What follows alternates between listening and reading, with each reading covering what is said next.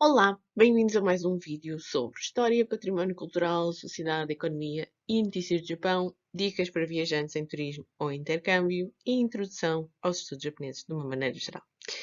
Então, hoje estamos aqui num vídeo super casual. Estou depois do meu ofurô de carinha lavada. Também porque o tema que eu vos vou falar tem muito a ver com saúde, naturalidade e a essência das coisas e melhorar a qualidade de vida das pessoas. De onde é que veio este tema? Este tema veio primeiro de uma sessão que foi feita, um webinar, uma aula de 2 horas e tal, quase 3, que foi feita para os membros do clube privado do Projeto Cultural e Pedagógico Japão em Portugal. Portanto, se vocês quiserem ter acesso em primeira mão às aulas, aos cursos online, isso existe e aqui nos links de baixo vocês têm mais informação sobre isso. Depois houve um curso e o curso também foi dado num formato online, qualquer pessoa em qualquer parte do país ou do mundo podia aceder e era super acessível e eram 6 sessões. Acessível, tipo, eram 10 euros para as 6 sessões, não por sessão. Portanto, a lógica é mesmo partilhar, é mesmo acessibilidade. E agora eu queria fazer em versão 10, porque aqui no canal existem vários destes vídeos do 10. Começou com os 10 factos sobre geishas, depois 10 coisas que dificilmente irá encontrar no Japão. E este foi quase uma encomenda, porque as pessoas perguntaram-me, queriam saber, e eu, ótimo, eu adoro que vocês escrevam nos comentários as vossas perguntas ou que me mandem depois mais tarde um e-mail, no Facebook, no Instagram, qualquer coisa, com as vossas perguntas. Este foi um desses. E depois o 10 coisas que não deve fazer no Japão, que era tão grande e exigia tanta explicação de porque é que não pode ou não deve fazer essas coisas, que está em 2 partes. E o 10 kanji para visita ou turismo é uma coisa que também vai estar disponível aqui no canal em breve. Portanto, a lista de reprodução está aqui em cima se vocês quiserem aceder a todos eles. Hoje vamos falar da dieta japonesa.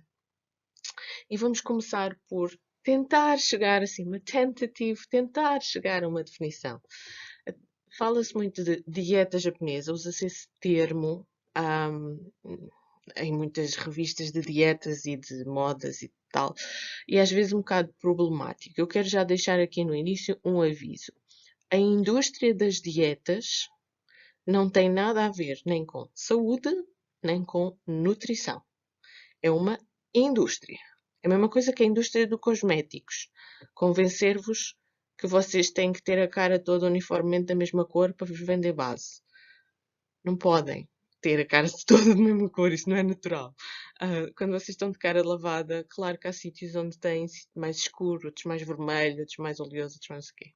Estão a perceber? Quando há uma indústria, ela vai sempre ou procurar uma necessidade que já existe ou inventar uma necessidade. E a indústria das dietas é uma indústria como outra qualquer. Portanto, aquilo que eu vou falar aqui não tem nada a ver com a indústria das dietas, das quais eu discordo profundamente. Não tem nada a ver com a ideia de que existe um corpo perfeito que se procura atingir através de estratégias que são dietas, que eu discordo profundamente. E se vocês sentem, têm mais sensibilidade e se calhar até alguns problemas em lidar com a imagem corporal, se vocês estão a enfrentar uma crise de autoestima, uma coisa mais assim, vocês devem sempre procurar informação de ciência, saúde, bem-estar e não a indústria das dietas, nem ninguém que ande a borboletejar à volta desse tipo de discursos. O que eu quero falar aqui hoje tem a ver com o aspecto cultural da dieta japonesa e aspectos de nutrição, de saúde, de tradição, até da agricultura do Japão. E alguns ensinamentos eu espero que sejam úteis para a vossa vida, sim, mas dentro de um registro saudável, dentro de um registro de aceitarem-se como são, que são lindos e maravilhosos, lindas e maravilhosas. Então, primeiro é tentar definir o que é que se entende por dieta japonesa dentro da literatura científica, dentro dos estudos que se fazem com população, com grupos de controle, os estudos que são publicados nas revistas de ciência. Então, fala-se muito do GDI8, que traduzido por miúdos ou em extenso significa 8-Item Japanese Diet Index. E esta expressão, que se abrevia para GDI8, vocês vão ver muita informação sobre isto. Em que é que consiste? O 8-Item Japanese Diet Index é uma espécie de lista que diz que estes elementos têm que existir para se considerar uma dieta japonesa. Depois há muitos outros elementos da dieta, mas os 8 elementos quais são? Arroz. O arroz é uma coisa essencial na alimentação dos japoneses no dia a dia. Hoje em dia compete com o pão, as massas e muitas outras coisas, mas até à Segunda Guerra Mundial era assim absolutamente central. Mas eu diria que hoje em dia ainda qualquer pessoa nascida e criada no Japão, ou aquele japonês fora do Japão, mas de cultura japonesa, vai-vos dizer que uma refeição não parece uma refeição se não tiver arroz. Isso cria situações engraçadas para quem é estrangeiro e vai ao Japão, que é, muitas vezes a gente vai tomar uma refeição fora e compra o set menu, não é o menu que já está feito, até porque são preços mais acessíveis no restaurante, na taberninha, etc. E o menu às vezes é de ramen, ou é de soba, ou é de... Portanto, é de uma massa, é de um hidrato de carbono. Está bem que é em versão sopa e tem muitas outras coisas lá dentro, mas o que nós, ocidentais, a primeira vez que vemos é assim um bocado estranho, é que o menu consiste numa grande taça com um hidrato de carbono, numa sopa com outros ingredientes, mas depois tem um side dish, tem uma tigelinha de arroz. Então a gente fica assim, hidrato de carbono com hidrato de carbono, isto não é um bocado mais. É que se não tiver arroz, não parece um menu, não parece uma refeição. É de tal maneira que tem que estar presente. Isto é a base. As outras coisas é que fazem a variação no menu. Então, o arroz é o essencial. Depois, outras coisas que temos. Outra coisa essencial é a pasta de miso. A pasta de miso não é só a sopa miso. A pasta de miso é utilizada na dieta japonesa em muitas coisas diferentes. A pasta de miso é realmente feita com grãos de soja, que depois é fermentada. É fermentada com cevada ou é fermentada com arroz. Com sal e com, obviamente, um agente da fermentação. Esta pasta tem montes de qualidades probióticas super boas para o organismo. Aliás, os probióticos, as coisas que têm a ver com o funcionamento do nosso trato intestinal e a nossa saúde intestinal é um dos pontos mais fortes daquilo que se convenciona ser a dieta japonesa neste índice. A pasta de miso depois dissolve-se em caldo e faz vários tipos de sopas diferentes. Também não há só uma sopa miso, há uma sopa com pasta. Há sopas com pasta de miso, mas a pasta de miso dá para usar em muitas outras coisas. Então ela é cotidiana, usa-se todos os dias. Para pratos doces, salgados, tudo. Outra coisa que se usa muito e que pertence a este índice para categorizar a dieta japonesa são as algas. Algas no plural. As algas também já são cada vez mais estudadas como sendo um alimento muito importante para a nutrição em geral, não é? De toda a gente. Mesmo no Ocidente já se estuda muito as algas alimentares, nem todas as algas são alimentares, mas as algas alimentares já se estuda e aqui deixam alguns exemplos, o wakame, nori, que é aquela que é mais conhecida por causa do sushi, kombu, muito bom para fazer kombu dashi, que é o dashi vegetariano, digamos assim, em vez de ser dashi de katsuboshi, a hijiki, mais para saladas, e a agar-agar, que faz gelatina. A gelatina vegetal é feita com a agar-agar. Portanto, há algas para tudo, para todo tipo de pratos e utilidades, e elas existem. Uma pessoa nem tem que pensar muito sobre isso. No Japão, elas estão sempre presentes na alimentação, embora no Ocidente seja mais, temos que fazer de propósito para ir comprar ou para fazer certas receitas, mas no Japão elas acabam por estar sempre um bocadinho em todas as receitas. Depois, outro destes 8 itens são os pickles de vegetais. Os pickles de vegetais, como são feitos, ou como eram feitos tradicionalmente no Japão. Já nem todos os pickles de vegetais são feitos assim no Japão, mas obviamente os que são os mais saudáveis e são aqueles que fazem parte desta caracterização de dieta japonesa. São fermentados, às vezes em casa, são um pouco mais salgados, mas este processo da fermentação dos próprios vegetais é que lhe dá as boas propriedades. E mais uma vez, eles existem em todas as refeições.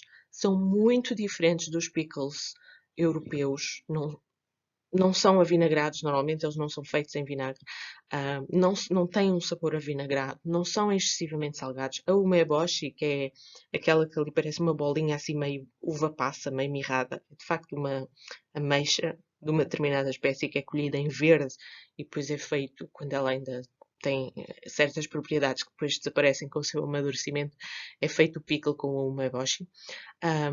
Portanto, eles não só a Meboshi é que é das mais salgadas, mas a maior parte dos outros pickles não é salgado. É agradável, eu acho que é agradável, e é uma coisinha que lá está sempre em qualquer prato, está sempre presente. Todas estas coisas não são coisas que existem em grandes quantidades, mas são coisas que estão constantes, as pessoas estão sempre a consumi-las. Lá está, na comida tradicional japonesa. 8 itens, ainda não chegámos a todos. O outro é a presença de legumes verdes ou folhas verdes. Isto é menos consumido hoje em dia. Claro que a dieta japonesa não é mantida a 100% nem pelos próprios japoneses, sobretudo agora no século XXI, com toda a outra concorrência da indústria alimentar e do fast food e não sei o quê. Mas os legumes verdes e os legumes de folha verde são das coisas que mais primeiro saem da dieta das pessoas. Porque tem que se comprar frescos todos os dias, porque dura menos tempo no frigorífico, porque tem que saber confeccioná-los para saberem bem e tal. E é realmente uma das coisas que está mais em risco de desaparecer, tanto da dieta japonesa como de todas as dietas. Mas que as pessoas devem ter em conta. Como os verdinhos fazem bem. Então, este que está aqui na fotografia em particular é um legume muito famoso em Okinawa. Okinawa é um dos sítios do Japão onde as pessoas têm maior longevidade, onde vivem mais anos com mais saúde. E este é um dos legumes que é muito, muito, muito estudado. Também existe uma versão mais prática para o dia a dia no Japão, em todo o lado, em todas as lojas, supermercados, lojas de conveniências, às vezes até nas vending machines, estes pré-preparados para fazer sumos com, neste caso, 25 frutas e vegetais diferentes. Às vezes já existe na forma líquida, não é? O sumo, que vocês vão beber mesmo diretamente do pacote, e às vezes existem pré-preparados para vocês depois diluírem. A diferença, claro que isto não tem as mesmas vantagens de estar a comer a folha verde. À partida, logo, se é um pó ou se é um líquido, já partiram as fibras todas. Portanto, vocês perdem logo metade da qualidade disto, que são as fibras. Mas pronto, pelo menos as vitaminas e os minerais vocês têm. Então isso existe. Outra coisa da dieta japonesa são os peixes. O peixe é muito consumido no Japão, é verdade, e é um dos elementos essenciais da dieta japonesa, nas suas várias formas. Portanto, pode ser cru, na questão do sashimi e sushi. Já agora, os japoneses não comem sushi e sashimi todos os dias, também. Desfazer esse mito. Na sua forma grelhada, no Japão come-se muito peixe que seja grelhado em carvãozinho, e também alguns peixes, em particular uma subespécie de atum, é seco, é fermentado e depois é lascado, e estas lascas finas faz o caldo dashi com elas. Portanto, muito, muito, muito finas, parece quase papel. Isto é lascado do tal lombo do atum gordo que foi previamente seco e fermentado. Um bocado como os nossos presuntos, os presuntos bem feitos, os que não têm aditivos. Então, o katsuobushi tem montes de propriedades nutricionais e quando é feito este caldo, o dashi, todas essas propriedades passam para a água. E depois o dashi pode-se fazer muita coisa com ele. Pode-se fazer a base para um ramen, pode-se fazer a base para uma sopa miso e assim por diante. O oitavo elemento da dieta japonesa, classificada desta maneira, seguida pela maior parte das publicações científicas, é o chá verde. E o chá verde é um ingrediente no Japão, não é só uma bebida. O chá verde, obviamente existem muitos chá verdes, sencha, matcha, que é o chá verde em pó, existem muitos chá verdes, e o chá verde é utilizado para várias receitas diferentes, não é só bebido. Vocês veem aqui, por exemplo, na fotografia, biscoitos feitos com chá verde, também se usa muito na doçaria. O ochazuke, que é colocar chá verde em cima de arroz cozido com toppings, geralmente toppings que são coisas como peixe cozido e lascado, e algas ou ovas. Portanto, vocês têm um prato, neste caso uma tigela, com arroz. Em cima tem os toppings, que são normalmente frutos do mar, peixes, algas, etc. E depois por cima põem o ochazuke. Isto pode parecer muito estranho, mas é uma comida super tradicional do Japão, em particular da área de Kyoto, e estranhamente combina muito bem, porque o chá verde do Japão tem quase um sabor a maresia e que combina bem. Experimenta. Então, do ponto de vista da literatura científica, eu queria aqui destacar um artigo já deste ano, 2021, um, em que fizeram um estudo com um grupo de população e viram que esta dieta japonesa, GDI-8, provoca menos risco de doenças cardiovasculares, ou melhor, da mortalidade causada por doenças cardiovasculares. E que a dieta japonesa desce o risco de basicamente todas as doenças que eles estavam a estar, a mortalidade por todas as doenças do foro, do gastrointestinal, metabólico, etc. Mas o que este estudo dizia mesmo especificamente era a questão do cardiovascular, que é uma das principais causas de morte nos países civilizados, aquilo que eles queriam testar. Portanto, se vocês forem ler o artigo todo, vão chegar a essa conclusão. Aquilo que eles queriam mesmo testar mas isto é uma coisa que só acontece à população rural, ou seja, não é só a dieta, é também o estilo de vida, ou é também a qualidade dos próprios ingredientes, ou isto é uma coisa que acontece em todas as partes do Japão. Isto é uma coisa que está associada a uma região do Japão, ou isto acontece com todas as pessoas dos vários backgrounds genéticos e comportamentais e estilos de vida, desde que sigam a dieta japonesa. E a conclusão é que eles chegaram é que em múltiplas áreas do Japão, portanto, independentemente do perfil genético, independentemente do estilo de vida das pessoas, independentemente da região onde estavam, por seguirem a dieta japonesa caracterizada desta maneira, eles seguiram estas pessoas durante 19 anos. São estudos longos, senão não se consegue ver os efeitos da dieta na saúde. Realmente havia menos mortalidade de doenças cardiovasculares, independente dos outros fatores. Notem o impacto, independentemente dos outros fatores. A única coisa é o que a pessoa põe na boca, mastiga e engole. Essa é a única diferença. Por mais que as outras questões fossem diferentes. Eu achei isto fenomenal. Depois há outros artigos que quase que sobrepõem o que é a dieta japonesa com o Ashoku. Vocês vão ver este termo se vocês se interessarem pelo tema e pesquisarem um bocadinho. O Ashoku é o entendimento da dieta tradicional japonesa, incluindo coisas como tradição, estética, pratos regionais, a associação. O Ashoku está muito associado aos ryokans, por exemplo.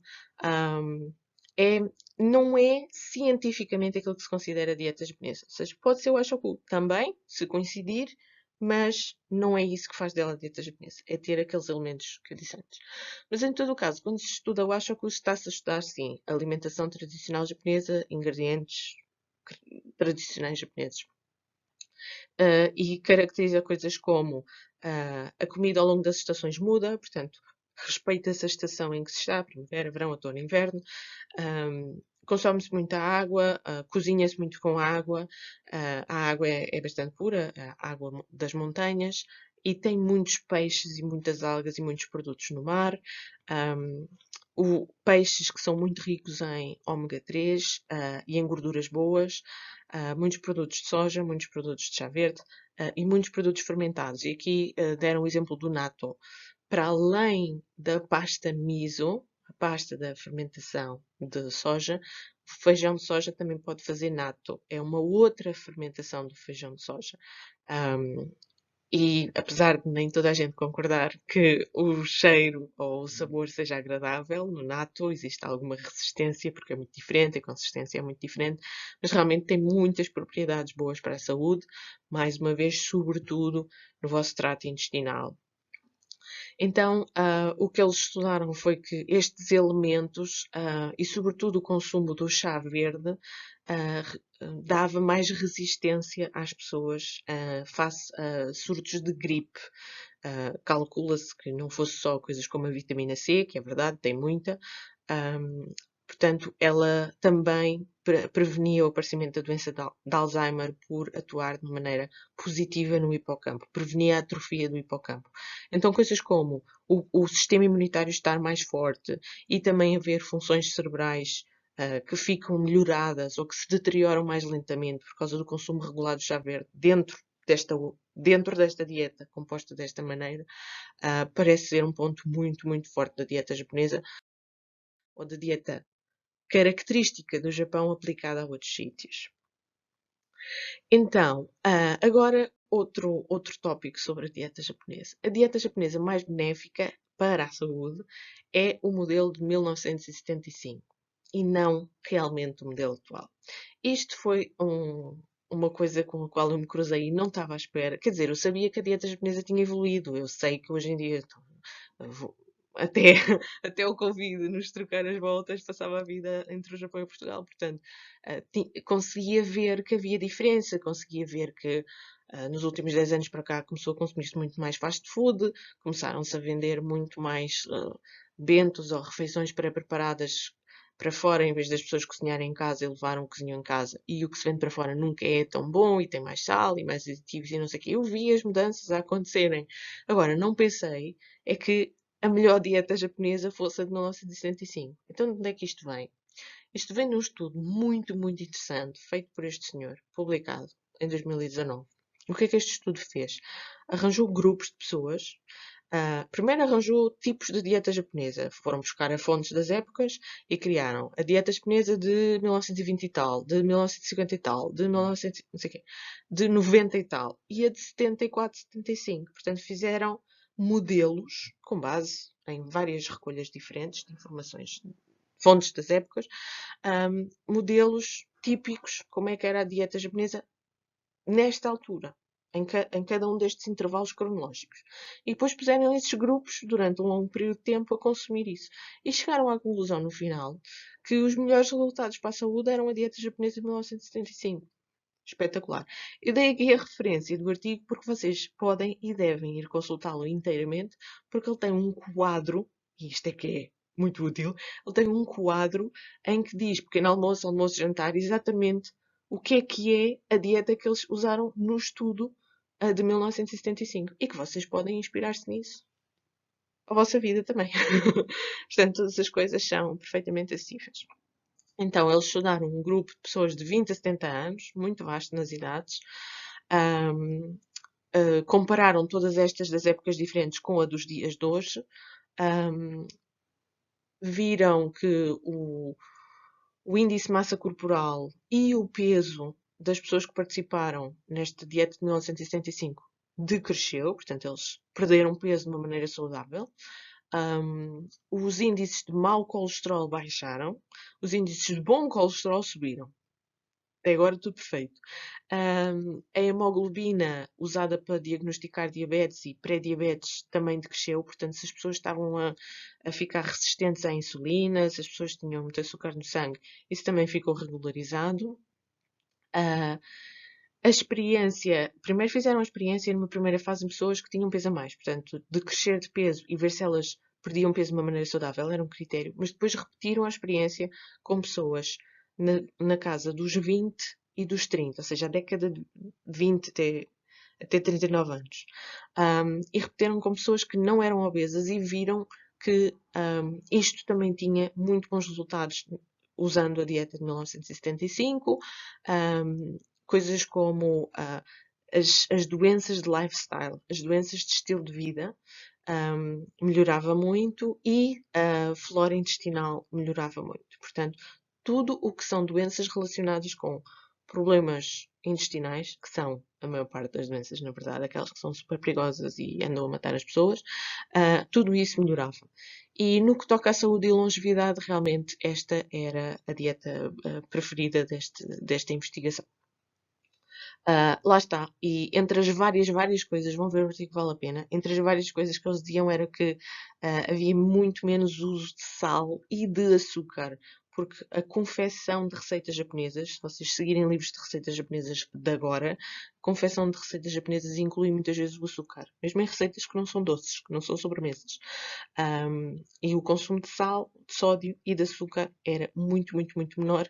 E havia outras coisas que se utilizavam para criar temperos, que eram geralmente uma mistura de várias destas coisas em quantidades, em proporções diferentes, que eram molho de soja, pasta de miso, o vinagre, acrescento aqui de arroz, já vou falar mais do vinagre de arroz, o mirim, que é uma coisa feita também a partir de arroz, mas é ligeiramente fermentado, e o próprio saquê, e o caldo de dashi, que eu disse que é feito, lá está, partir, em princípio, do katsuobushi, embora haja dashi feito da alga kombu e dashi feito do cogumelo shiitake. Portanto, são caldos a partir de alimentos que estão desidratados, no caso do shiitake, também desidratados no caso da alga kombu ou sekoso, ou do katsuobushi.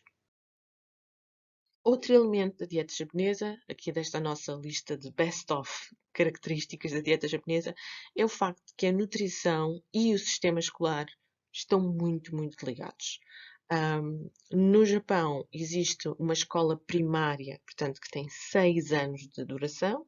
As crianças entram aos 6 anos e saem aos 12. Aos 12 entram para uma escola intermédia, que tem 3 anos, e depois tem a escola, o equivalente à nossa escola secundária, dos 15 aos 18. E, portanto, este percurso escolar é a escolaridade obrigatória no Japão. Todas as crianças fazem este percurso.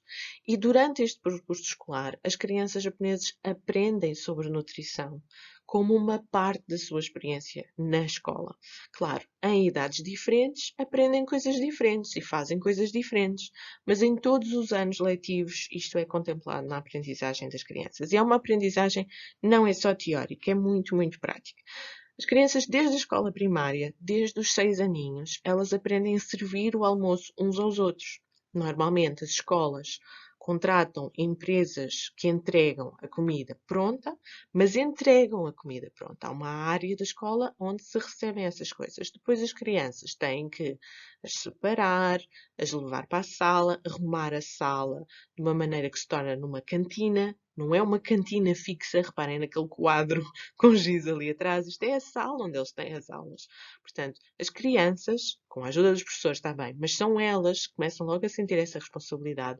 O momento da refeição. Têm que preparar a sala para a refeição, têm que distribuir a comida por todos os meninos, têm que ver a quantidade da dose, qual é a dose na quantidade certa, veem do que é que a comida é composta, e depois os próprios meninos e meninas que estão a servir, porque isto são criadas equipas, e depois uma semana é uma equipa, outra semana é outra equipa. Lá as escolas se organizam conforme os dias e as semanas para distribuir tarefas. Então eles aprendem a organizar a função da alimentação. Que a função da alimentação tem que ser pensada como um todo, para a comunidade toda. Depois, numa fase mais tardia, quando eles já são maiorzinhos e estão nas outras escolas, já existem muitas vezes cantinas ou, na esmagadora maioria dos casos, existe serviços de entrega de comida. Portanto, os pais pagam à escola, para a escola pagar uma empresa que lhes vai entregar a comida e eles, mesmo assim, às vezes ainda comem dentro da sala de aula. Depende das escolas, mas normalmente isso acontece. A comida que entregam é muito variada e a própria nutrição já está, a preocupação da nutrição está incluída. Portanto, tanto refeições assim com ar mais tradicional, como aquela número 1, que é arroz, depois temos um grande caldo de vegetais e de tofu, depois temos em cima um pacote de leite. Normalmente eles sempre entregam um pacote de leite. Temos no outro redondinho vegetais salteados e depois temos uma coisa que me parece ser cevada com mais alguma coisa, se calhar de proteína. No outro temos, por exemplo, pão, temos uma sopa que me parece de rabo, uma coisa assim, para ter mais ferro. Temos um filetinho de peixe com um pacotinho pequenino de maionese. E temos uma salada verde de legumes e temos um pacote de leite. E às vezes até são entregues refeições que têm diversidade étnica, diversidade gastronómica, diversidade de cultura.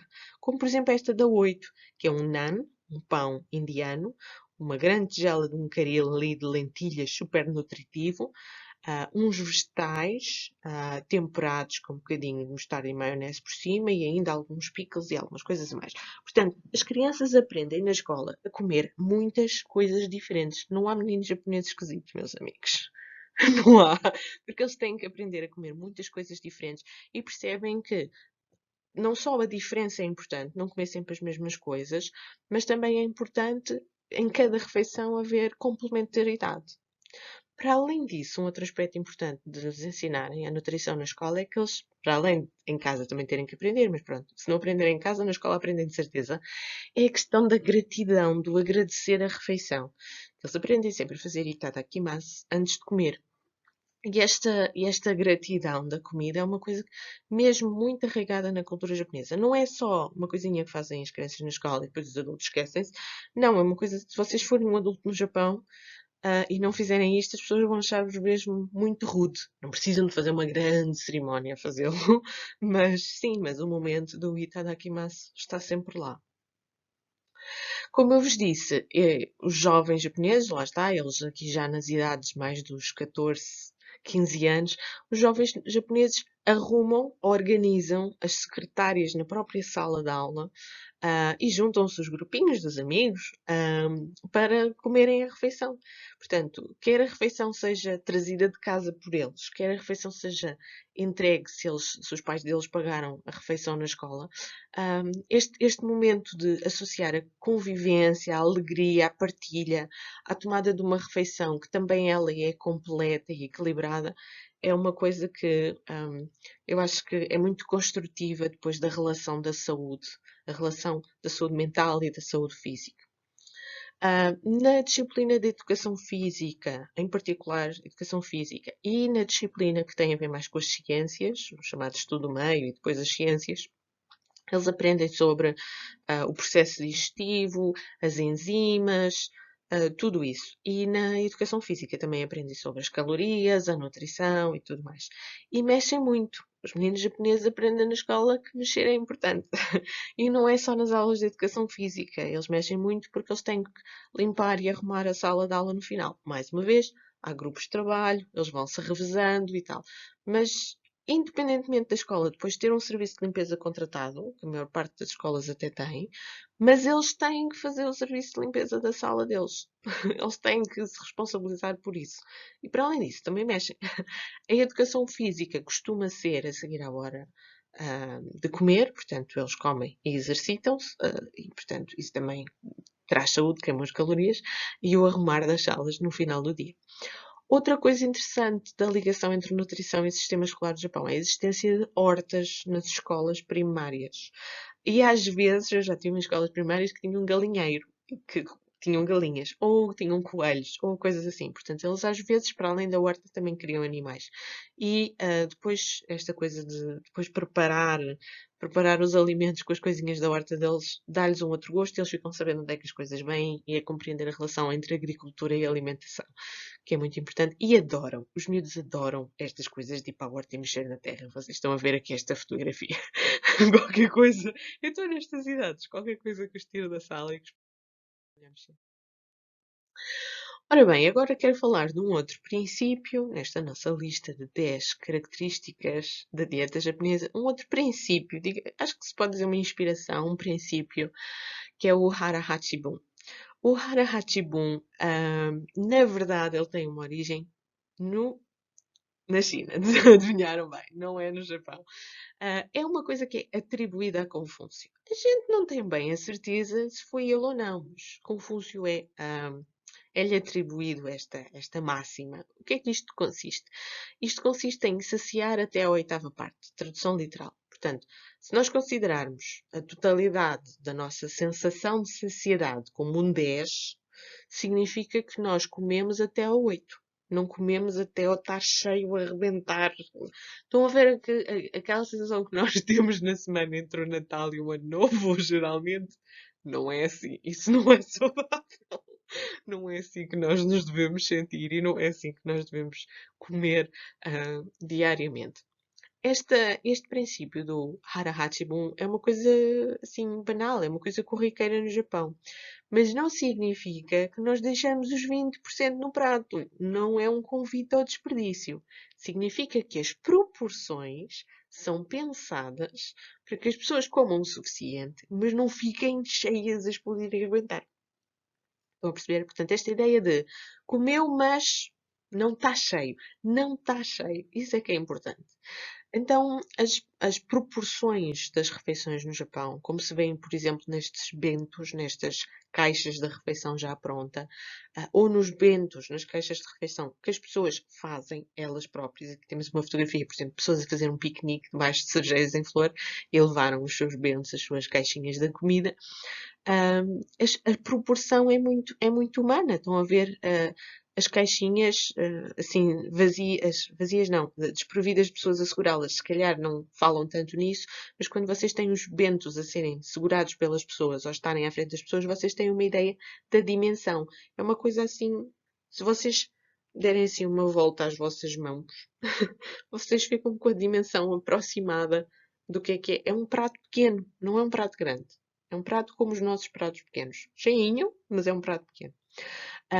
E essa é a proporção ideal para uma pessoa comer. Claro, depois aquilo, como vocês viram nos menus da escola, depois aquilo é dividido no tabuleiro em zonas diferentes.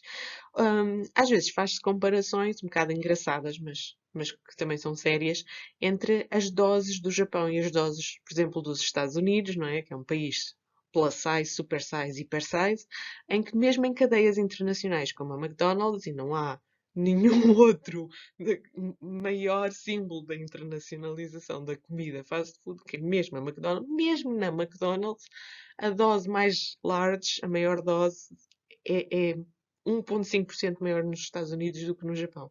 Portanto, isto tem a ver com o público japonês, com o consumidor japonês. Ele nunca vai beber tanto, ele nunca vai comer tanto, por causa do Harahachibun. Comer até 80%. Outra ideia, outro princípio da dieta japonesa é ter em conta a dimensão, a cor e a forma.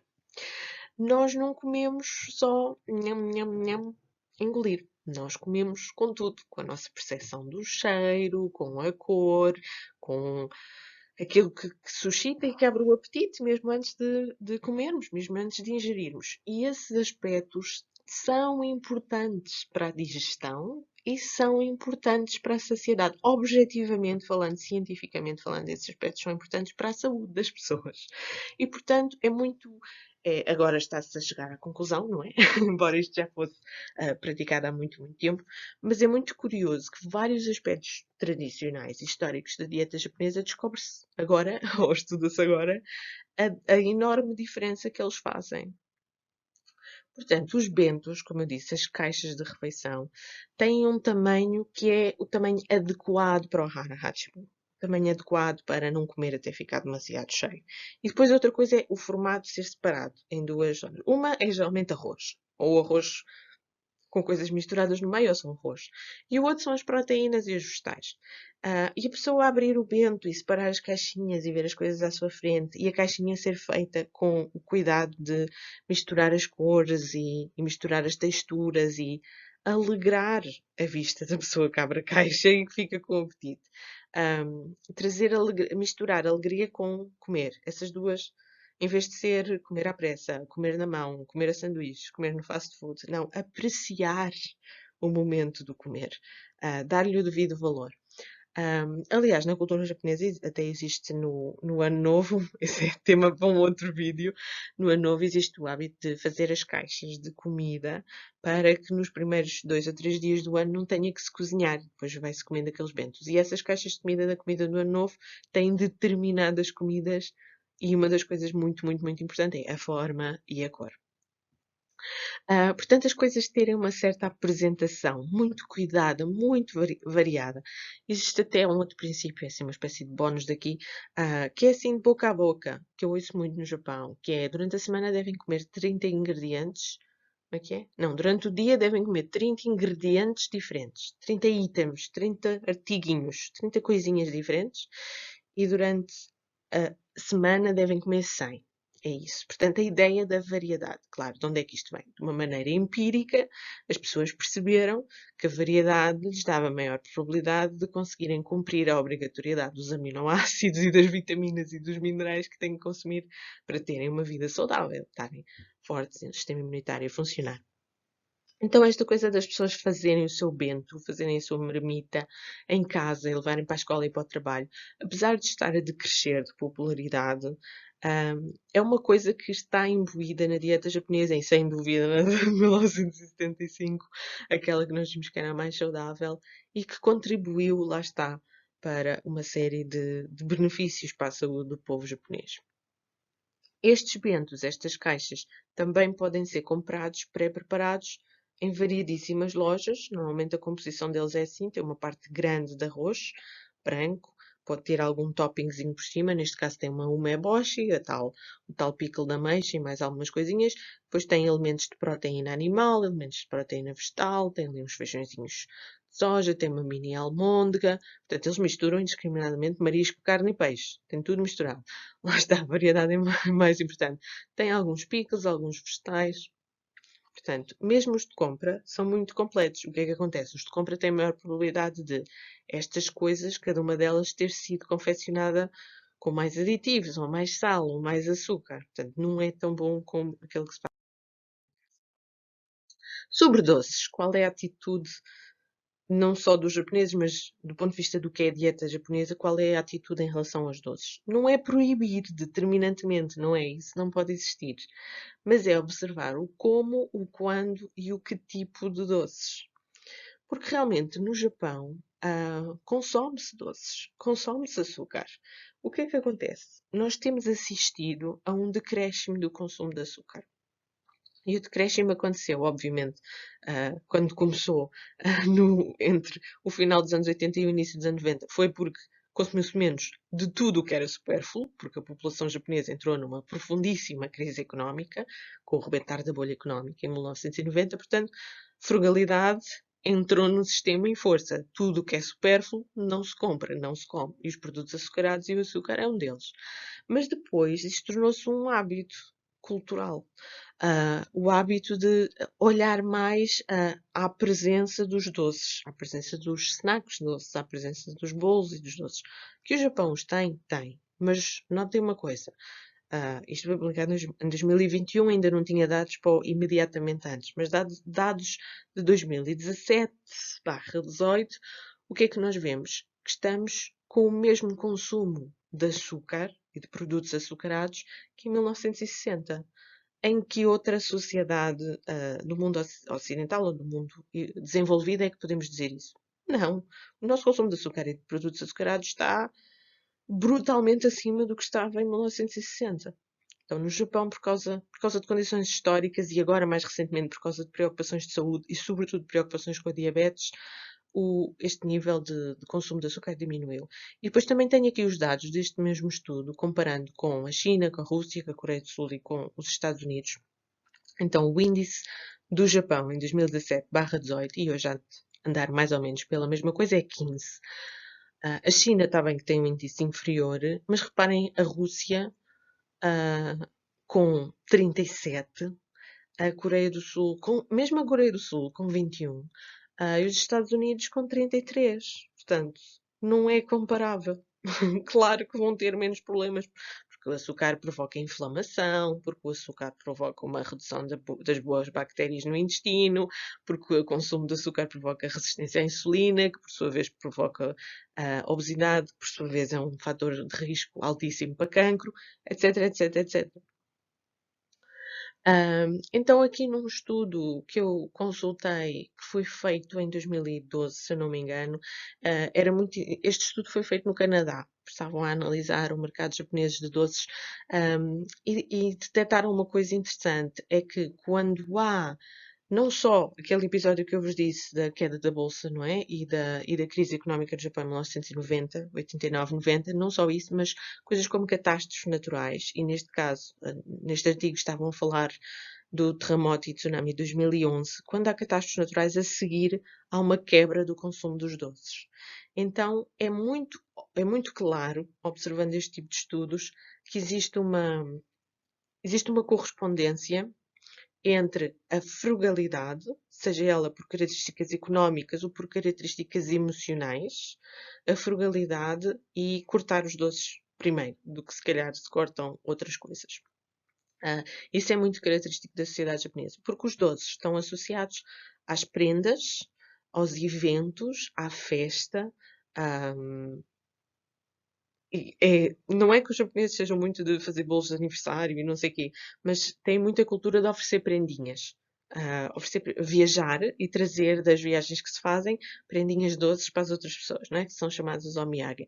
E essas coisas decresceram, a prática das viagens e de trazer as prendas doces e de receber os vizinhos em casa e oferecer-lhes doces e coisas assim, decresceu muito em ambientes que estão de luto, em ambientes que estão a reagir a uma coisa catastrófica.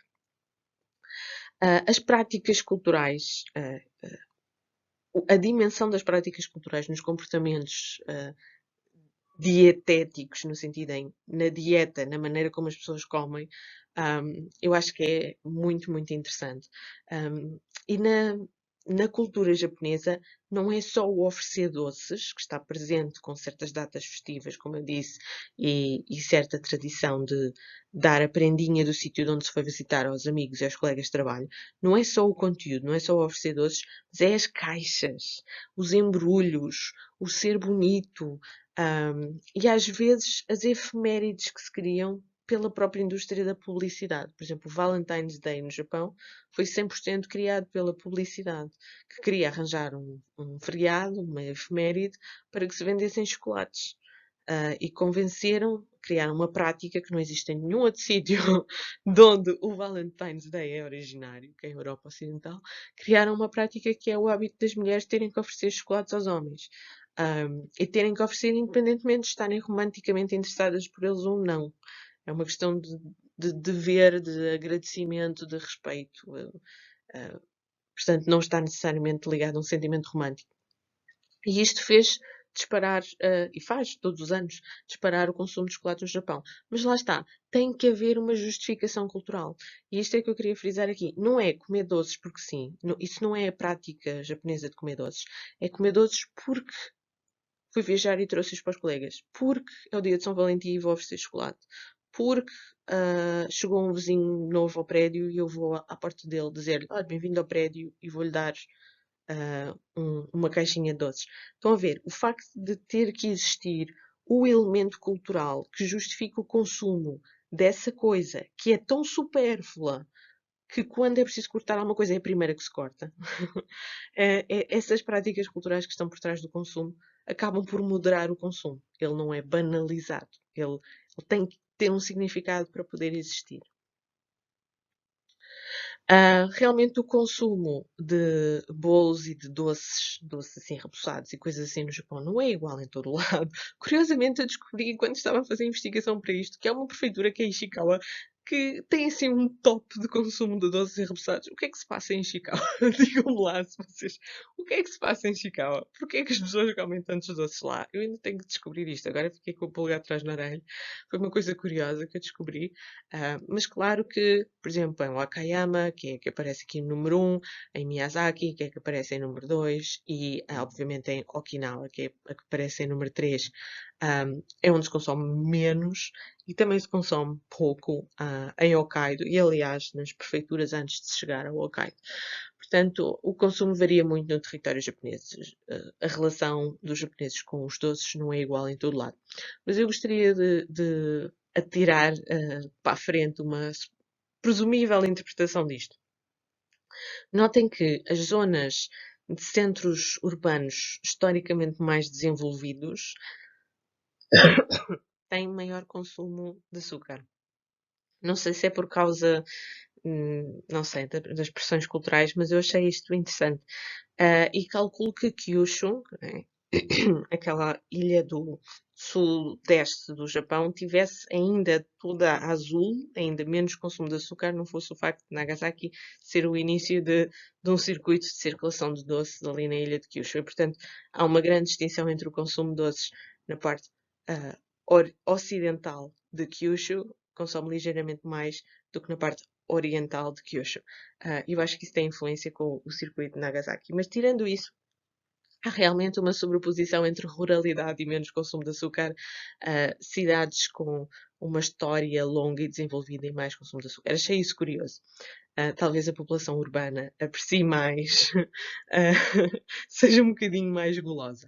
De facto, lá está, aquilo que eu vos estava a dizer, prendas ou miyage com doces, vocês vão ver em todo o lado, sobretudo se vocês forem ao Japão fazer um circuito turístico, portanto, vão ver os monumentos, vão ver as gift shops dos museus. O que é lá? Doces. Nós quando vamos a uma gift shop da Tate Gallery, do Louvre, não sei o quê, se calhar vamos procurar um caderno com uma estampa de uma obra de arte, se for uma senhora que gosta de joalharia, um colar com uma miniatura qualquer alusiva a uma peça do próprio museu, se formos assim um bocadinho mais forretas, uma caneta, um separador de livros, etc. mas não caixas de bolos, não é uma coisa que está no nosso top. Mas no Japão isso acontece, portanto, associado à visita que se faz e ao souvenir que se quer levar para os colegas. Lá está, a prática cultural é que justifica consumir o doce. E outra coisa são os doces para a cerimónia do chá. Ah, os wagashi, portanto, a doçaria tradicional japonesa para a cerimónia de chá. Mas os wagashi, verdade seja dita, são doces que dificilmente nós classificaríamos de doces. O que eles usam são pasta de arroz, aquilo que está por fora do moranguito branco é arroz cozido, prensado, assim, batido, que faz uma pasta pegajosa de arroz, e que é fina em si mesma. Depois, no centro, tem uma pasta de feijão azuki na mesma cozido, na mesma batido e misturado, esse sim, com açúcar. Portanto, esta pasta do feijão é doce, mas é muito menos doce do que um bolo, por exemplo, ou do que uma doçaria conventual, não tem comparação. E depois temos uma peça de fruta no meio. Também é doce da frutose, mas também tem muita água e também tem acidez. Portanto, estes doces são super ligeiros, não tem gordura, zero, não tem ovos, zero. Estes doces dos wagashi geralmente são muito, muito leves.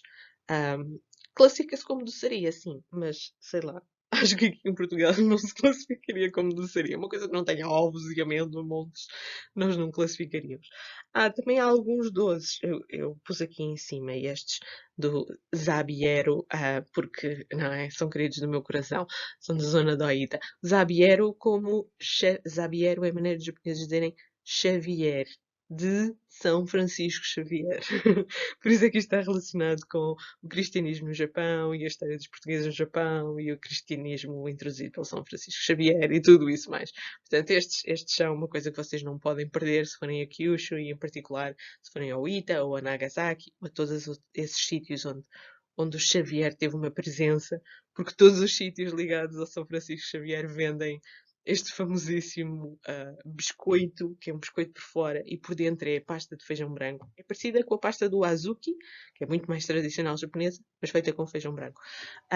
E outra coisa são estes bolinhos de momiji que imitam a folha do acer. Sabem bastante a baunilha e talvez tenham maple syrup por fora. Não sei, às vezes sabem quase um maple syrup, mas muito abaunilhados e por dentro têm a pasta do feijão azuki. Portanto, os doces, mesmo quando são consumidos, mesmo quando são justificação da visita a um certo sítio, um souvenir, eles são pequeninos, estão a ver, as doses são pequeninas, cada uma destas coisas, a dose é assim, literalmente.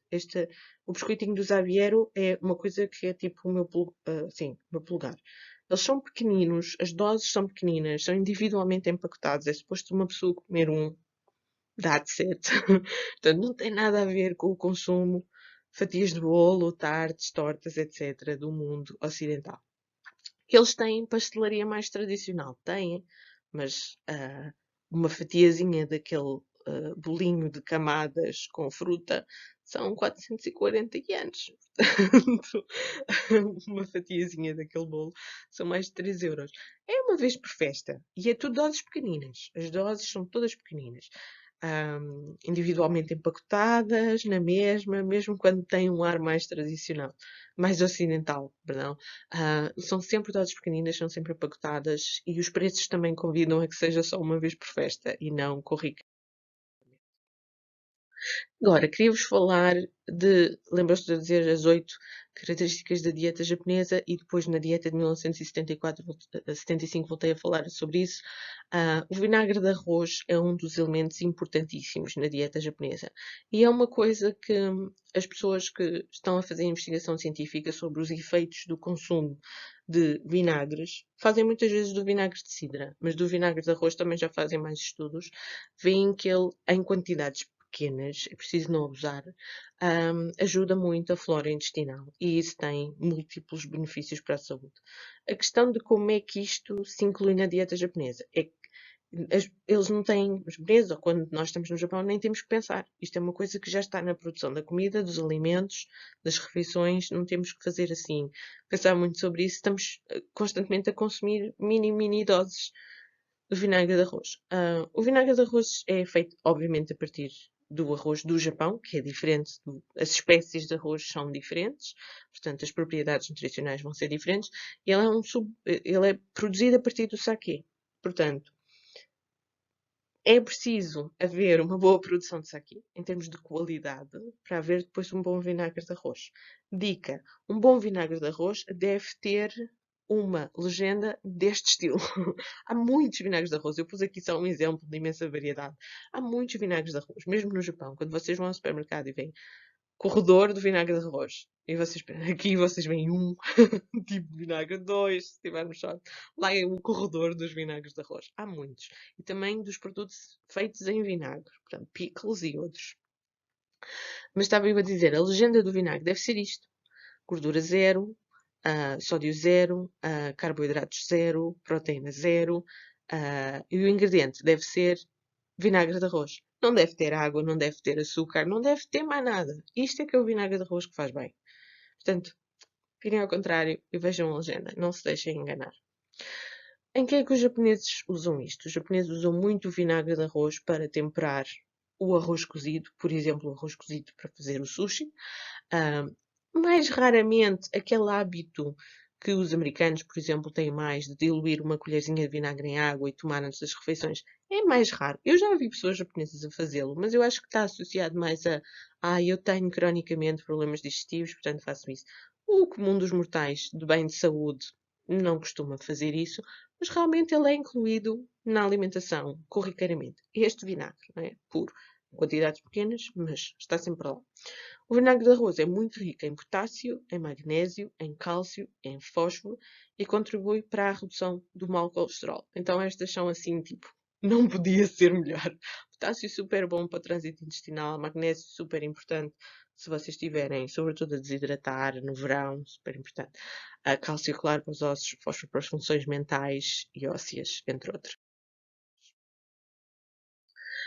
Eu já vos tinha indicado que quando as crianças japonesas estavam na escola, uma das coisas que elas aprendiam era a gostar de todo o tipo de alimentos. Não há menino esquisito. E que muitas vezes as refeições na escola tinham coisas como caril indiano e pão nan, ou outras coisas assim. De facto, desde pequenos, os japoneses habituam-se que existe uma grande variedade de estilos e de etnicidade das refeições. Ora, aí está uma coisa que eu calculo que não existisse muito na dieta japonesa de 1975, aquela que eles estudaram que era a mais saudável de todas, mas que eu vejo hoje em dia ser uma parte integrante da maneira como os japoneses percepcionam a comida. Porque a maneira como os japoneses percepcionam a comida tem muito a ver com desfrutar, ter prazer. Aquilo é muito mais do que meter cá para dentro de nutrição, é fazer uma pausa, fazer um intervalo, fazer uma festa à volta da comida. Os japoneses gostam de comer, gostam de estar à mesa. Usar a oportunidade da refeição para espairecer a cabeça, comendo coisas que são mais exóticas e diferentes, é uma coisa que está cada vez mais na moda. E, portanto, as comidas exóticas e diferentes estão cada vez mais na moda no Japão. E as pessoas habituam-se a incluir na sua alimentação diária uma grande variedade. Tem o caril, de origem indiana, mas em versão japonesa. Tem muitas coisas de origem chinesa, como tofu, etc. Tem muitos barbecues de origem coreana. Temos ali também carne de porco, feita da maneira chinesa. Temos os croquetes, que são de origem europeia, servidos com muitos, muitos, muitos vegetais para compensar que aquilo é frito, e com um molho de gravy, estilo UK. Portanto, há muita diversidade na alimentação japonesa. As pessoas necessitam, tendencialmente procuram diversidade. Não passa pela cabeça de ninguém passar a semana inteira a comer só o ashoku, comida tradicional japonesa. Não, as pessoas comem caril, comem chinês, comem tailandês, comem brasileiro, variam muito. E isso acho que introduz alegria na alimentação. No fundo é, em vez de andarem a pensar nas coisas que têm que restringir, que a ideia é, isso não é saudável para ninguém, nem é sustentável, andar a pensar, por um lado, em desfrutar das coisas que sabem bem e que também são nutricionalmente boas, e por outro lado, em desfrutar do momento da comida, como neste caso, fazer uma viagem a outro país, através da comida. Claro, também há sanduíches pré-preparadas, empacotadas, à venda nos supermercados. E dão muito jeito quando nós estamos com pressa e temos que pegar numa. Mas esta coisa de sanduíches, tipo mesmo pão de forma branca e não sei o quê, também há. Isso também está disponível, pronto, uma vez por outra. E depois também há sanduíches malucas. As sanduíches malucas são uma coisa mais recente, assim, dos últimos 10 anos para cá. Incluindo as de chantilly e fruta. Sim, chantilly e fruta. A mais comum será, por exemplo, a sanduíche de panado de porco ou a sanduíche de panado de camarão. Mas sim, mas há sanduíche de tudo e mais alguma coisa. O pão de forma tem muitos fãs no Japão. Outra característica da dieta japonesa, ou da maneira dos japoneses encararem a comida e a nutrição, é o facto de fazerem jejum. Mas não é um jejum qualquer, é um jejum muito diferente, é um jejum muito específico. O que é que se fala quando se fala em jejum ou fasting na nomenclatura internacional mais recentemente?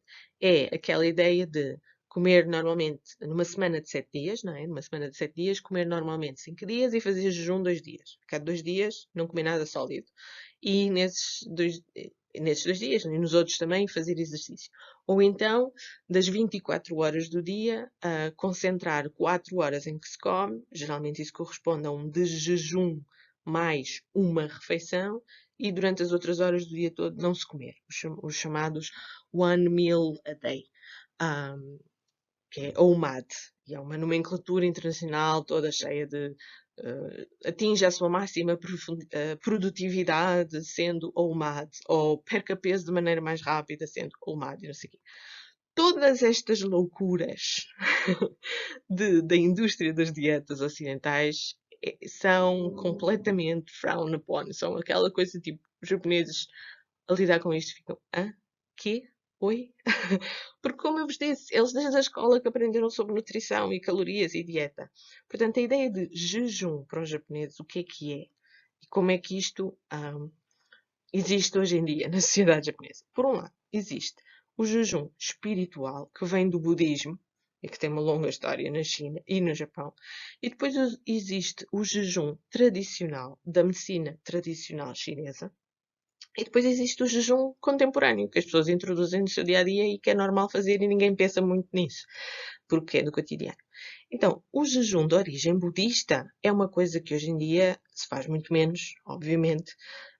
Saiu uma notícia, por exemplo, em 2015, de um monge budista que tinha feito uma prática, que é o Doiri, e que é muito difícil, porque é um período extremamente longo de jejum completo, fechado numa gruta na montanha. E que é o culminar, aliás, de um processo de vários anos, de vários testes de endurance, não é? De resiliência espiritual. De vez em quando aparece uma notícia destas, mas isto não é o normal. Outra coisa que existe é o jejum da medicina tradicional chinesa, que pode ser eventualmente recomendado a alguém na situação de paciente quando está a ter o acompanhamento dentro da medicina tradicional chinesa. Mas mesmo dentro da medicina tradicional chinesa, que acaba por ser aquela que informa a opinião pública, ou que informou a opinião pública e a população do Japão ao longo dos séculos, porque a medicina mais praticada no Japão, até muito recentemente, era a medicina tradicional chinesa. Portanto, o que é que eles diziam? Que uma restrição horária era importante. Daí haver o termo fasting, o termo jejum. Há uma restrição horária, claro, em que se liga a luz do dia ao consumo dos alimentos. E amanhã, ou as horas, a primeira metade das horas de luz, como as horas em que é mais benéfico comer. Hoje em dia nós sabemos porquê, porque nós somos animais, temos um ritmo circadiano, o nosso organismo reage melhor à ingestão de comida quando é a luz do sol, porque é o nosso ritmo circadiano, e sobretudo da parte da manhã. Não tanto quando já é aquele sol da tarde, e menos ainda no final do dia. Portanto, esta intermitência do consumo calórico é recomendado. Pode ser também recomendado lá está, em contexto de tratamento da medicina tradicional chinesa, pode ser recomendado 2 dias consecutivos de restrição adicional, em que se consome entre 800 a 1000 calorias. Não é o 5-2 dos doidos dos americanos. Vamos pôr isso em pratos limpos. Porque assim, há muita gente da indústria das dietas norte-americana e muitos europeus e muitos portugueses influenciados por isso, dizem coisas como a dieta 5-2, em que se come normalmente 5 dias e se jejum a 2 dias, tem origem na China e no Japão por causa da medicina tradicional chinesa. Mentira! O que a medicina tradicional chinesa diz é que se deve consumir durante o dia de luz e quando se tem uma condição de saúde em que se está a ser acompanhado por um médico de medicina tradicional chinesa, pode haver o regime 5-2, em que em 2 dias seguidos se come de 800 a 1000 calorias. Não é que em 2 dias seguidos não se come. Ganhem juízo. Outra coisa é que esta coisa do fasting deve ser sempre feita com muita, muita precaução. Então, o que é que passou? O que é que passou para a população japonesa? Foi esta ideia de que o controlo da ingestão das calorias associado a determinadas horas podia ajudar à saúde das pessoas. Isso passou para a população. E também passou para a população a ideia de que se deve comer quando é de dia e se deve evitar comer ao final do dia e nada de todo à noite. Que isso faz mal. Isso passou para a população em geral. Mais recentemente, houve desenvolvimentos, nomeadamente um prémio Nobel em 2016, se eu não estou em erro, que ele ganhou o prémio Nobel, sobre a autofagia celular e, portanto, processos em que as células se libertam, por exemplo, de ADN mitocondrial excessivo ou outros tipos de resíduos que, se ficarem no nosso organismo, podem ter uma repercussão no aparecimento, por exemplo, de cancro, porque temos lixo celular e a autofagia das células, portanto, umas células comerem as outras ou livrarem-se desse lixo celular, é um processo que está associado aos fastings, está associado aos jejuns. Foi feita mais investigação mais recentemente, como eu disse, foi um prémio Nobel foi atribuído a este investigador japonês que estava a preparar uma investigação sobre isso, mas que não está fechada, não é? Constantemente vão descobrindo o que é que está a acontecer ao organismo e este avanço grande que se fez, como vem aqui as últimas notícias, as mais recentes são 2020 e 2021, este avanço grande que se faz acerca do que é que está a acontecer a nível celular quando há jejum, quando o corpo não está a utilizar o combustível das calorias, da glicose, dos açúcares imediatamente consumidos e vai buscar as calorias dos depósitos de gordura, por exemplo, se estiver em ketose. Essa investigação está a ser feita neste momento e é interessante, mas também é muito importante não extrapolar coisas que se fazem num laboratório para dietas malucas, que é aquilo que eu vejo a acontecer, e ainda por cima atribuírem aquilo à cultura japonesa e dizerem que no Japão se faz assim. Não, não se faz. Portanto, se vocês quiserem ver mais sobre o Dr. Yoshinori Ohumi, convido-vos a perceberem a ciência que está por trás das vantagens do jejum, que no Japão se faz jejum, mas o que se faz é tomar um de jejum pleno de valor nutricional. Portanto, o que nós chamamos um pequeno almoço, em inglês é breakfast. Breakfast, quebrar o fasting. Tomar o de jejum pleno de valor nutricional, cozinhado em casa e com ingredientes frescos, que é uma refeição completa. No Japão, isto mete arroz, peixe, sopa, pickles, chá, é uma refeição. E esse é tomado mais ou menos 2 horas depois de acordar, sempre antes do início do trabalho e da escola. Não se vai para o trabalho e para a escola sem este bom e grande pequeno almoço. E geralmente por volta das 7 da manhã. No Japão amanhece muito cedo, sobretudo no verão. À vontade, 4h30 já tem montes de luz. Portanto, as pessoas associam 4, 5 da manhã com haver luz e acordar-se, porque é isso que se vê. Não aqui, mas é isso que se vê no Japão. Tomar o pequeno almoço cedo, entre as 11h30 e as 13h, idealmente ao meio-dia. Jantar entre as 18 e as 19h30, idealmente às 18h30, sem snacks. Portanto, o dia tem 3 refeições. A primeira, a do meio e a última. E não há snacks e não se anda a brincar com a produção de insulina. Come-se, a insulina sobe, depois da digestão a insulina naturalmente desce. E nós não andamos a provocar a insulina, que isso cria resistências e é mau. Lá está, depois do jantar, gasta-se essas energias, ou com desporto, ou simplesmente a fazer a sua vida normal, e as pessoas depois, eventualmente, tomam um chá ou água e vão dormir.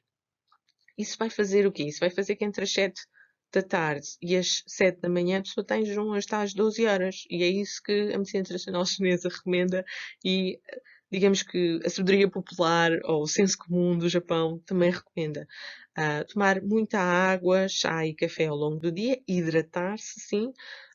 Se tomarem bebidas e snacks, têm que ter baixo valor calórico ou muito baixo valor calórico, ou sem ou muito baixo, e não comer durante a noite. Pronto, e é isso. O fasting do Japão, não venham inventar coisas mal traduzidas de investigação científica.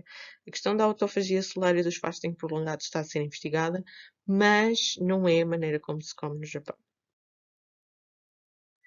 Ahm, e agora, queria falar-vos das medidas implementadas pelas empresas e que são implementadas pelas empresas porque as leis do Japão as obrigam. Sobretudo uma lei que foi criada em 2005, se eu não estou em erro, se me lembro bem.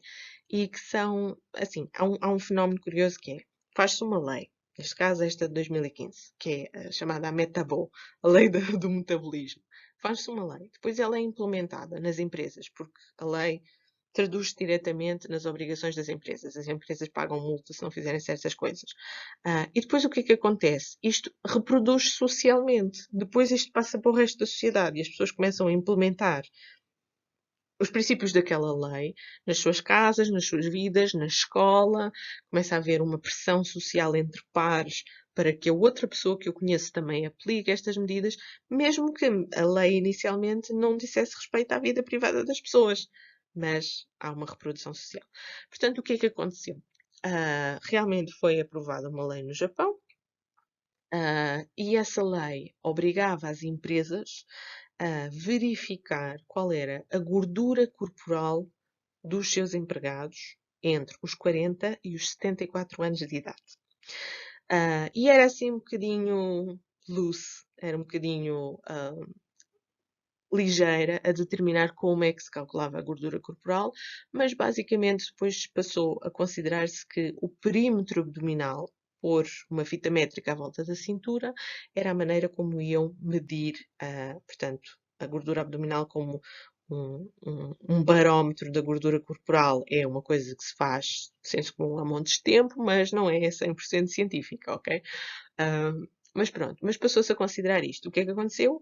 As empresas tinham que criar juntas médicas para os empregados irem lá e ser-lhes medida a cintura. Ou às vezes no próprio local de trabalho, o médico visitava o local de trabalho e fazia-se isto. Esta Metabo criou, obviamente, uma grande celeuma internacional, aquela ideia de é ilegal ser gordo no Japão, ou não é bem assim, mas tens consequências. O que é que acontece? Esta lei foi criada porque o Japão tem um determinado sistema de saúde em que uma parte do ordenado das pessoas, a empresa canaliza logo para um seguro de saúde. Portanto, é um sistema misto, não é uma saúde pública como nos Estados sociais, em que nós pagamos segurança social e depois os hospitais são públicos e existe saúde pública, não é bem isso, é um sistema misto. Existe um seguro de saúde, as pessoas, uma parte do ordenado vai logo diretamente para o seguro de saúde e depois as pessoas são atendidas em hospitais. E o seguro de saúde, tal como os sistemas de saúde pública, ficam mais pressionados se houver muita gente doente. E descobriram que as doenças metabólicas, a diabetes tipo 2 e muitas outras doenças metabólicas, o colesterol, a alta pressão sanguínea, a tensão alta, portanto, e, claro, o cancro depois que aparece, mas todas essas doenças tinham em comum o fator metabólico. E, portanto, se as pessoas tivessem maior gordura, este foi o raciocínio que eles fizeram no Japão. Não estou a dizer que eu concordo com a ciência por trás disto, tá bem? É tudo muito questionável, mas no Japão o raciocínio que fizeram foi, se estas doenças metabólicas pressionam o nosso sistema de saúde como nós o temos, e isto não é sustentável, então vamos obrigar as pessoas, ou melhor, vamos obrigar as empresas a verificarem a gordura que as pessoas têm. Os seus próprios empregados. Vamos pôr as empresas a controlar o quão gordos os seus empregados são. Porque isto nós podemos fazer por lei. Nós não podemos andar na rua a medir a barriga das pessoas, mas nós podemos obrigar as empresas a declarar qual é a gordura corporal dos seus empregados e a pagarem multas se os seus empregados, num certo índice deles, for gordo demais. Basicamente é isso.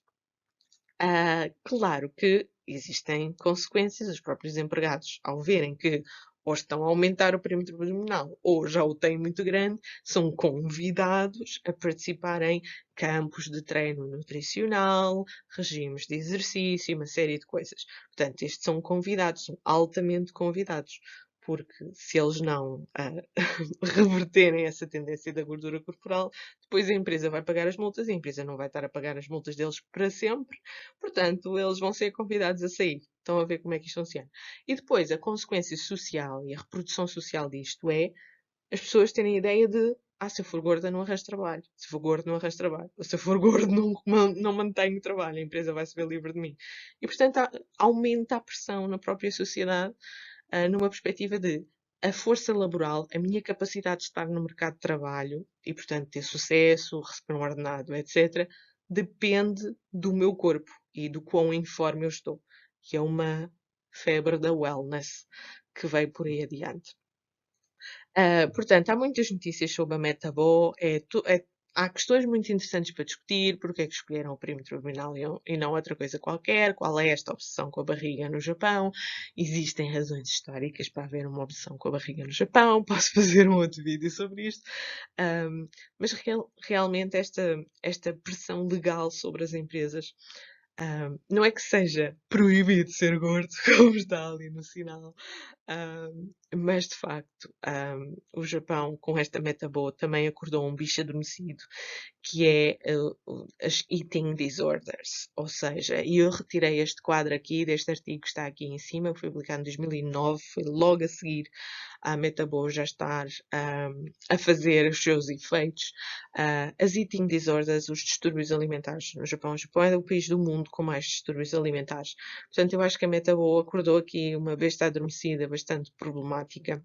O Japão é um sítio onde, sobretudo as mulheres jovens, mas não só, também um dos sítios onde os rapazes, onde há maior índice de pessoas que sofrem com distúrbios alimentares, sendo homens e rapazes, mas o Japão é um sítio em que está incrivelmente normalizado aquilo que de todo não é saudável nem equilibrado do ponto de vista da imagem corporal das mulheres. Estas fotografias que estão aqui não têm edição da minha parte. Elas têm provavelmente alguma edição, sobretudo esta que está aqui em cima, mas elas não têm edição da minha parte. Portanto, esta ideia de que não só a extrema magreza é ideal, mas a extrema magreza é saudável e a extrema magreza é o que se deve ter para se ser bem-sucedido, para se ter uma validade económica e social. Há aqui uma série de sobreposições perigosas, de equivalências que não têm razão de ser e que criam assim a tempestade perfeita para a imersão destes distúrbios alimentares no Japão. Se quiserem saber mais para, para qualquer destes assuntos que eu falei, tem muito mais para se dizer sobre eles. Portanto, se quiserem saber mais, escrevam comentários, porque eu não posso prolongar mais o vídeo.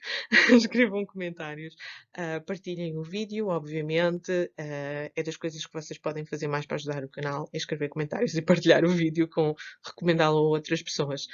Qualquer um destes tópicos, como eu disse, tem muito para dizer, portanto, ponham as vossas perguntas, que eu depois posso responder ou fazer mais vídeos sobre isso. Entretanto, tem aqui outros vídeos ao lado para vocês irem lá explorar.